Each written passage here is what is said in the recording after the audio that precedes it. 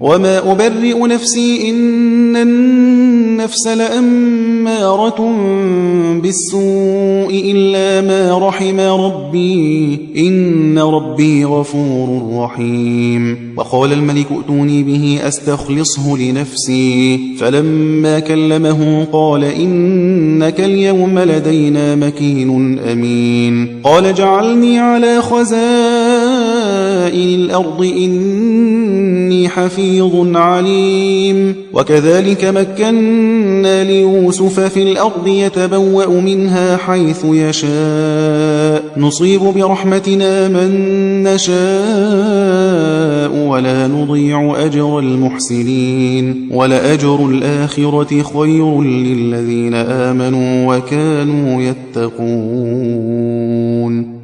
وجاء إخوة يوسف فدخلوا عليه فعرفهم وهم له منكرون. ولما جهزهم بجهازهم قال ائتوني بأخ لكم من أبيكم ألا ترون أني أوفي الكيل وأنا خير المنزلين فإن لم تأتوني به فلا كيل لكم عندي ولا تقربون. قالوا سنراود عنه أباه وإنا لفاعلون. وقال لفتيانه جعلوا بضاعتهم في رحالهم لعلهم يعرفونها إذا انقلبوا إلى أهلهم لعلهم يرجعون. فلما رجعوا إلى أبيهم قالوا يا أبانا منع منا الكيل فأرسل معنا أخانا نكتل وإنا له لحافظون. قال هل آمنكم عليه إلا كما أمنتكم على أخيه من قبل فالله خير حافظا وهو أرحم الراحمين. ولما فتحوا متاعهم وجدوا بضاعتهم ردت إليهم قالوا يا أبانا ما نبغي هذه بضاعتنا ردت إلينا ونمير أهلنا ونحفظ أخانا ونزداد كيل بعير ذلك كيل يسير. قال لن أرسله معكم حتى تؤتون موثقا من الله لتأتونني به إلا أن يحاط بكم. فلما آتوه موثقهم قال الله على ما نقول وكيل. وقال يا بني لا تدخلوا من باب واحد ودخلوا من أبواب متفرقة وما أغني عنكم من الله من شيء إن الحكم إلا لله عليه توكلت وعليه فليتوكل المتوكلون. ولما دخلوا من حيث أمرهم أبوهم ما كان يغني عنهم من الله من شيء إلا حاجة في نفس يعقوب قضاها وإنه لذو علم لما علمناه ولكن أكثر الناس لا يعلمون. ولما دخلوا على يوسف آوى إليه أخاه قال إني أنا أخوك فلا تبتئس بما كانوا يعملون. فلما جهزهم بجهازهم جعل السقاية في رحل أخيه ثم أذن مؤذن أيتها العير إنكم لسارقون. قالوا وأقبلوا عليهم ماذا تفقدون؟ قالوا نفقد صواع الملك ولمن جاء به حمل بعير وأنا به زعيم. قالوا تالله لقد علمتم ما جئنا لنفسد في الأرض وما كنا سارقين. قالوا فما جزاؤه إن كنتم كاذبين. قالوا جزاؤه من وجد في رحله فهو جزاؤه كذلك نجزي الظالمين. فبدأ بأوعيتهم قبل وعاء أخيه ثم استخرجها من وعاء أخيه كذلك كدنا ليوسف ما كان ليأخذ أخاه في دين الملك إلا أن يشاء الله نرفع درجات من نشاء وفوق كل ذي علم عليم قالوا إن يسرق فقد سرق أخ له من قبل فأسرها يوسف في نفسه ولم يبدها لهم قال أنتم شر مكانا والله أعلم بما تصفون قالوا يا أيها العزيز إن له أبا شيخا كبيرا فخذ أحدنا مكانه إنا نراك من المحسنين قال معاذ الله أن نأخذ إلا من وجدنا متاعنا عنده إنا إذا لظالمون فلما استيئسوا منه خلصوا نجيا قال كبيرهم ألم تعلموا أن أباكم قد أخذ عليكم موثقا من الله ومن قبل ما فرطتم في يوسف فلن أبرح الأرض حتى يأذن لي أبي أو يحكم الله لي وهو خير الحاكمين ارجعوا إلى أبيكم فقولوا يا أبانا إن ابنك سرق وما شهدنا إلا بما علمنا وما كنا للغيب حافظين واسأل القرية التي كنا فيها والعير التي أقبلنا فيها وإنا لصادقون قال بل سولت لكم أنفسكم أمرا فصبر جميل عسى الله أن يأتيني بهم جميعا إنه هو العليم الحكيم وتولى عنهم وقال يا أسفا على يوسف وابيضت عيناه من الحزن فهو كظيم قالوا تالله تفتأ تذكر يوسف حتى تكون حرضا أو تكون من الهالكين قال إنما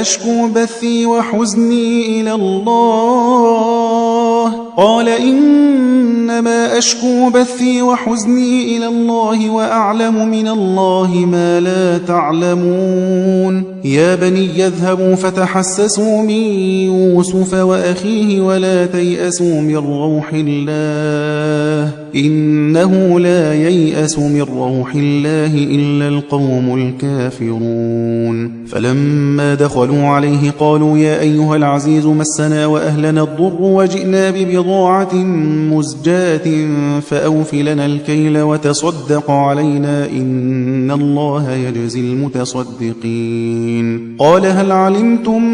ما فعلتم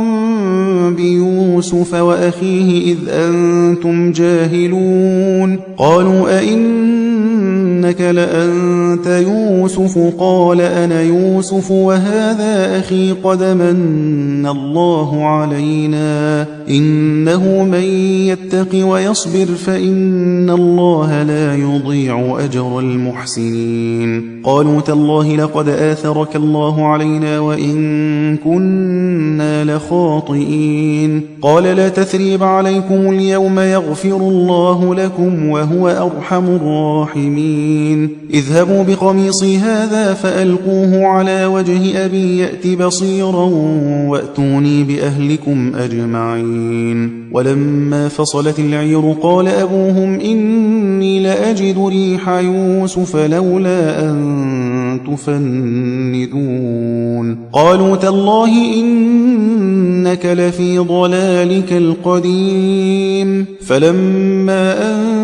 جاء البشير ألقاه على وجهه فارتد بصيرا قال ألم أقل لكم إني أعلم من الله ما لا تعلمون قالوا يا أبانا استغفر لنا ذنوبنا إنا كنا خاطئين قال سوف أستغفر لكم ربي إنه هو الغفور الرحيم فلما دخلوا على يوسف آوى إليه أبويه وقال ادخلوا مصر إن شاء الله آمنين ورفع أبويه على العرش وخروا له سجدا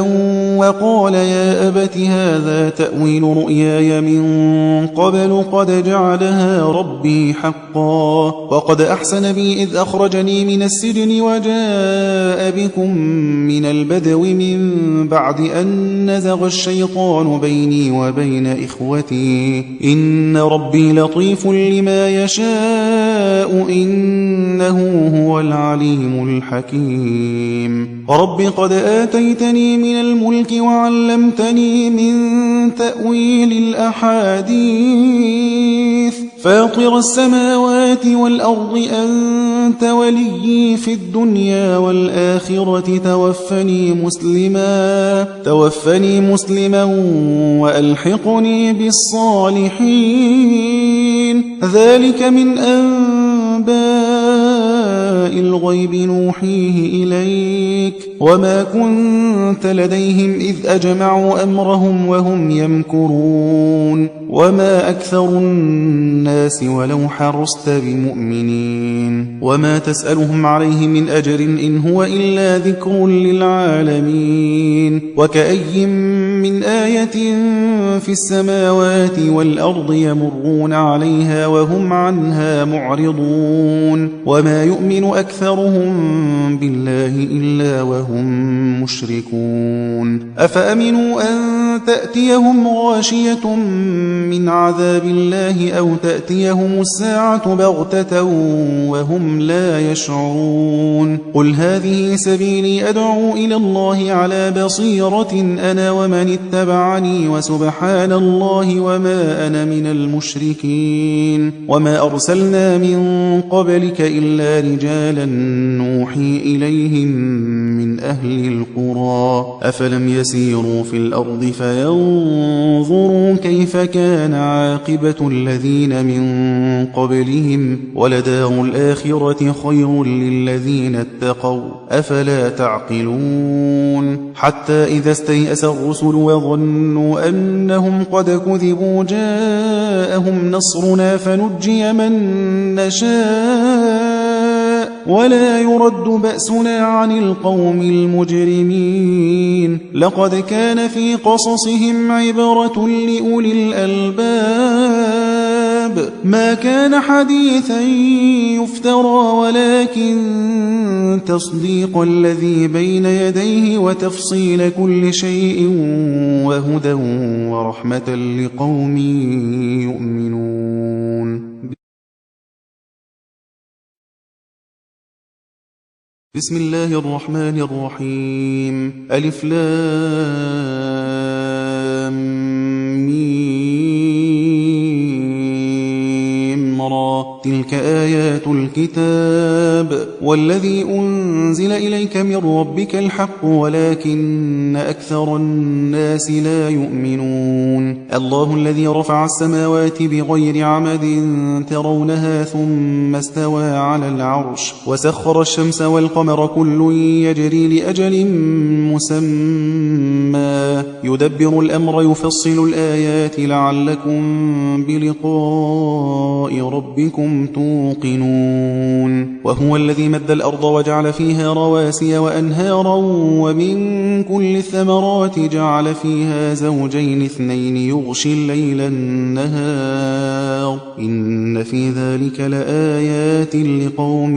يتفكرون وفي الأرض قطع متجاورات وجنات من أعناب وزرع ونخيل صنوان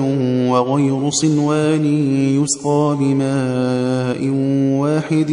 ونفضل بعضها على بعض في الأكل إن في ذلك لآيات لقوم يعقلون وإن تعجب فعجب قولهم أإذا كنا ترابا أإنا لفي خلق جديد أولئك الذين كفروا بربهم وأولئك الأغلال في أعناقهم وأولئك أصحاب النار هم فيها فيها خالدون ويستعجلونك بالسيئة قبل الحسنة وقد خلت من قبلهم المثلات وإن ربك لذو مغفرة للناس على ظلمهم وإن ربك لشديد العقاب ويقول الذين كفروا لولا أنزل عليه آية من ربه إنما أنت منذر ولكل قوم هاد الله يعلم ما تحمل كل أنثى وما تغيض الأرحام وما تزداد وكل شيء عنده بمقدار عالم الغيب والشهادة الكبير المتعال سواء منكم من أسر القول ومن جهر به ومن هو مستخف بالليل وسارب بالنهار له معقبات من بين يديه ومن خلفه يحفظونه من أمر الله إن الله لا يغير ما بقوم حتى يغيروا ما بأنفسهم وإذا أراد الله بقوم سوءا فلا مرد له وما لهم من دونه من وال هو الذي يريكم البرق خوفا وطمعا وينشئ السحاب الثقال ويسبح الرعد بحمده والملائكة من خيفته ويرسل الصواعق فيصيب بها من يشاء وهم يجادلون في الله وهو شديد المحال له دعوة الحق والذين يدعون من دونه لا يستجيبون لهم بشيء إلا كباسط كفيه إلى الماء ليبلغ فاه وما هو ببالغه وما دعاء الكافرين إلا في ضلال ولله يسجد من في السماوات والأرض طوعا وكرها وظلالهم بالغدو والآصال قل من رب السماوات والأرض قل الله قل أفاتخذتم من دونه أولياء لا يملكون لأنفسهم نفعا ولا ضرا قل هل يستوي الأعمى والبصير أم هل تستوي الظلمات والنور أم جعلوا لله شركاء خلقوا كخلقه فتشابه الخلق عليهم قل الله خالق كل شيء وهو الواحد القهار أنزل من السماء ماء فسالت أودية بقدرها فاحتمل السيل زبدا رابيا ومما يوقدون عليه في النار ابتغاء حلية أو متاع زبد مثله كذلك يضرب الله الحق والباطل فأما الزبد فيذهب جفاء وأما ما ينفع الناس فيمكث في الأرض كذلك يضرب الله الأمثال للذين استجابوا لربهم الحسنى والذين لم يستجيبوا له لو أن لهم ما في الأرض جميعا ومثله معه لافتدوا به أولئك لهم سوء الحساب ومأواهم جهنم وبئس المهاد أفمن يعلم أن ما أنزل إليك من ربك الحق كمن هو أعمى إنما يتذكر أولو الألباب الذين يوفون بعهد الله ولا ينقضون الميثاق والذين يصلون ما أمر الله به أن يوصل ويخشون ربهم ويخافون سوء الحساب والذين صبروا ابتغاء وجه ربهم وأقاموا الصلاة وأنفقوا مما رزقناهم سرا وعلانية ويدرؤون بالحسنة السيئة أولئك لهم عقبى الدار جنات عدن يدخلونها ومن صلح من آبائهم وأزواجهم وذرياتهم والملائكة يدخلون عليهم من كل باب سلام عليكم بما صبرتم فنعم عقبى الدار. والذين ينقضون عهد الله من بعد ميثاقه ويقطعون ما أمر الله به أن يوصل ويفسدون في الأرض أولئك لهم اللعنة ولهم سوء الدار. الله يبسط الرزق لمن يشاء ويقدر وفرحوا بالحياة الدنيا وما الحياة الدنيا في الآخرة إلا متاع. ويقول الذين كفروا لولا أنزل عليه آية من ربه قل إن الله يضل من يشاء ويهدي إليه من أناب. الذين آمنوا وتطمئن قلوبهم بذكر الله ألا بذكر الله تطمئن القلوب. الذين آمنوا وعملوا الصالحات طوبى لهم وحسن مآب. كذلك أرسلناك في أمة قد خلت من قبلها لتتلو عليهم الذي أوحينا إليك وهم يكفرون بالرحمن قل هو ربي لا إله إلا هو عليه توكلت وإليه متاب. ولو أن قرآنا سيرت به الجبال أو قطعت به الأرض أو كلم به الموتى بل لله الأمر جميعا. أفلم ييأس الذين آمنوا أن لو يشاء الله لهدى الناس جميعا. ولا يزال الذين كفروا تصيبهم بما صنعوا قارعة أو تحل قريبا من دارهم حتى يأتي وعد الله إن الله لا يخلف الميعاد. ولقد استهزئ برسل من قبلك فأمليت للذين كفروا ثم أخذتهم فكيف كان عقاب. أفمن هو قائم على كل نفس بما كسبت وجعلوا لله شركاء قل سموهم أم تنبئونه بما لا يعلم في الأرض أم بظاهر من القول بل زين للذين كفروا مكرهم وصدوا عن السبيل ومن يضلل الله فما له من هاد. لهم عذاب في الحياة الدنيا ولعذاب الآخرة أشق وما لهم من الله من واق. مثل الجنة التي وعد المتقون تجري من تحتها الأنهار أكلها دائم وظلها تلك عقبى الذين اتقوا وعقبى الكافرين النار. والذين آتيناهم الكتاب يفرحون بما أنزل إليك ومن الأحزاب من ينكر بعضه قل إنما أمرت أن أعبد الله ولا أشرك به إليه أدعو وإليه مآب. وكذلك أنزلناه حكما عربيا ولئن اتبعت أهواءهم بعدما جاءك من العلم ما لك من الله من ولي ولا واق. ولقد أرسلنا رسلا من قبلك وجعلنا لهم أزواجا وذرية وما كان لرسول أن يأتي بآية إلا بإذن الله لكل أجل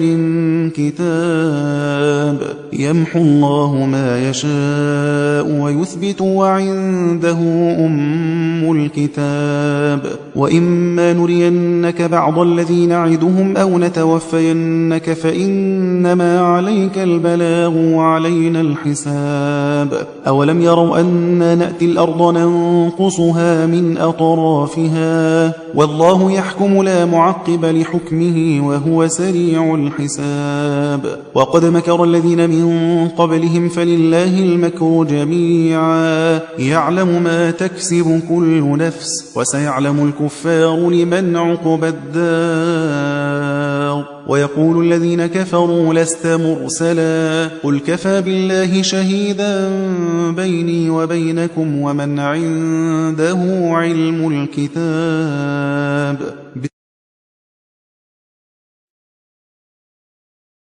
بسم الله الرحمن الرحيم. ألف لام را كتاب أنزلناه إليك لتخرج الناس من الظلمات إلى النور بإذن ربهم إلى صراط العزيز الحميد الله الذي له ما في السماوات وما في الأرض وويل للكافرين من عذاب شديد الذين يستحبون الحياة الدنيا على الآخرة ويصدون عن سبيل الله ويبغونها عوجا أولئك في ضلال بعيد وما أرسلنا من رسول إلا بلسان قومه ليبين لهم فيضل الله من يشاء ويهدي من يشاء وهو العزيز الحكيم ولقد أرسلنا موسى بآياتنا أن أخرج قومك من الظلمات إلى النور وذكرهم بأيام الله إن في ذلك لآيات لكل صبار شكور وإذ قال موسى لقومه اذكروا نعمة الله عليكم إذ أنجاكم من آل فرعون يسومونكم سوء العذاب ويذبحون أبناءكم ويستحيون نساءكم وفي ذلكم بلاء من ربكم عظيم وإذ تأذن ربكم لئن شكرتم لأزيدنكم ولئن كفرتم إن عذابي لشديد وقال موسى إن تكفروا أنتم ومن في الأرض جميعا فإن الله لغني حميد ألم يأتكم نبأ الذين من قبلكم قوم نوح وعاد وثمود والذين من بعدهم لا يعلمهم إلا الله جاءتهم رسلهم بالبينات فردوا أيديهم في أفواههم وقالوا إنا كفرنا بما أرسلتم به وإنا لفي شك مما تدعوننا إليه مريب قالت رسلهم أفي الله شك فاطر السماوات والأرض يدعوكم ليغفر لكم من ذنوبكم ويؤخركم إلى أجل مسمى قالوا إن أنتم إلا بشر مثلنا تريدون أن تصدونا عما كان يعبد آباؤنا فأتونا بسلطان مبين قالت لهم رسلهم إن نحن إلا بشر مثلكم ولكن الله يمن على من يشاء من عباده وما كان لنا أن نأتيكم بسلطان إلا بإذن الله وعلى الله فليتوكل المؤمنون وما لنا ألا نتوكل على الله وقد هدانا سبلنا ولنصبرن على ما آذيتمونا وعلى الله فليتوكل المتوكلون وقال الذين كفروا لرسلهم لنخرجنكم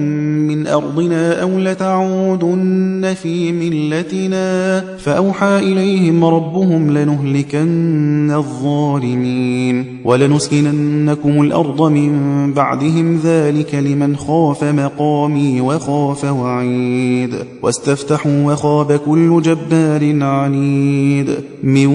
ورائه جهنم ويسقى من ماء صديد يتجرعه ولا يكاد يسيغه ويأتيه الموت من كل مكان وما هو بميت ومن ورائه عذاب غليظ مثل الذين كفروا بربهم أعمالهم كرماد اشتدت به الريح في يوم عاصف لا يقدرون مما كسبوا على شيء ذلك هو الضلال البعيد ألم تر أن الله خلق السماوات والأرض بالحق إن يشأ يذهبكم ويأتي بخلق جديد وما ذلك على الله بعزيز وبرزوا لله جميعا فقال الضعفاء للذين استكبروا إنا كنا لكم تبعا فهل أنتم مغنون عنا من عذاب الله من شيء قالوا لو هدانا الله لهديناكم سواء علينا أجزعنا أم صبرنا ما لنا من محيص وقال الشيطان لما قضي الأمر إن الله وعدكم وعد الحق ووعدتكم فأخلفتكم وما كان لي لي عليكم من سلطان إلا أن دعوتكم فاستجبتم لي فلا تلوموني ولوموا أنفسكم ما أنا بمصرخكم وما أنتم بمصرخي إني كفرت بما أشركتمون من قبل إن الظالمين لهم عذاب أليم وأدخل الذين آمنوا وعملوا الصالحات جنات تجري من تحتها الأنهار خالدين فيها بإذن ربهم تحيتهم فيها سلام ألم تر كيف ضرب الله مثلا كلمة طيبة كشجرة طيبة أصلها ثابت وفرعها في السماء تؤتي أكلها كل حين بإذن ربها ويضرب الله الأمثال للناس لعلهم يتذكرون ومثل كلمة خبيثة كشجرة خبيثة اجتثت من فوق الأرض ما لها من قرار يثبت الله الذين آمنوا بالقول الثابت في الحياة الدنيا وفي الآخرة ويضل الله الظالمين ويفعل الله ما يشاء ألم تر إلى الذين بدلوا نعمة الله كفرا وأحلوا قومهم دار البوار جهنم يصلونها وبئس القرار وجعلوا لله أندادا ليضلوا عن سبيله قل تمتعوا فإن مصيركم إلى النار قل لعبادي الذين آمنوا يقيموا الصلاة وينفقوا مما رزقناهم سرا وعلانية من قبل أن يأتي يوم لا بيع فيه ولا خلال الله الذي خلق السماوات والأرض وأنزل من السماء ماء فأخرج به من الثمرات رزقا لكم وسخر لكم الفلك لتجري في البحر بأمره وسخر لكم الأنهار وسخر لكم الشمس والقمر دائبين وسخر لكم الليل والنهار وآتاكم من كل ما سألتموه وإن تعدوا نعمة الله لا تحصوها إن الإنسان لظلوم كفار وإذ قال إبراهيم رب اجعل هذا البلد آمنا واجنبني وبني أن نعبد الأصنام رب إنهن أضللن كثيرا من الناس فمن تبعني فإنه مني ومن عصاني فإنك غفور رحيم ربنا إني أسكنت من ذريتي بواد غير ذي زرع عند بيتك المحرم ربنا ليقيموا الصلاة فاجعل أفئدة من الناس تهوي إليهم وارزقهم من الثمرات لعلهم يشكرون ربنا إنك تعلم ما نخفي وما نعلن وما يخفى على الله من شيء في الأرض ولا في السماء الحمد لله الذي وهب لي على الكبر إسماعيل وإسحاق إن ربي لسميع الدعاء رب اجعلني مقيم الصلاة ومن ذريتي ربنا وتقبل دعاء ربنا اغفر لي ولوالدي وللمؤمنين يوم يقوم الحساب ولا تحسبن الله غافلا عما يعمل الظالمون إنما يؤخرهم ليوم تشخص فيه الأبصار مهطعين مقنعي رؤوسهم لا يرتد إليهم طرفهم وأفئدتهم هواء وأنذر الناس يوم يأتيهم العذاب فيقول الذين ظلموا ربنا أخرنا إلى أجل قريب نجب دعوتك ونتبع الرسل أولم تكونوا أقسمتم من قبل ما لكم من زوال وسكنتم في مساكن الذين ظلموا أنفسهم وتبين لكم كيف فعلنا بهم وضربنا لكم الأمثال وقد مكروا مكرهم وعند الله مكرهم وإن كان مكرهم لتزول منه الجبال فلا تحسبن الله مخلف وعده رسله إن الله عزيز ذو انتقام يوم تبدل الأرض غير الأرض والسماوات وبرزوا لله الواحد القهار وترى المجرمين يومئذ مقرنين في الأصفاد سرابيلهم من قطران وتغشى وجوههم النار ليجزي الله كل نفس ما كسبت إن الله سريع الحساب هذا بلاغ للناس ولينذروا به وليعلموا أنما هو إله واحد وليذكر أولو الألباب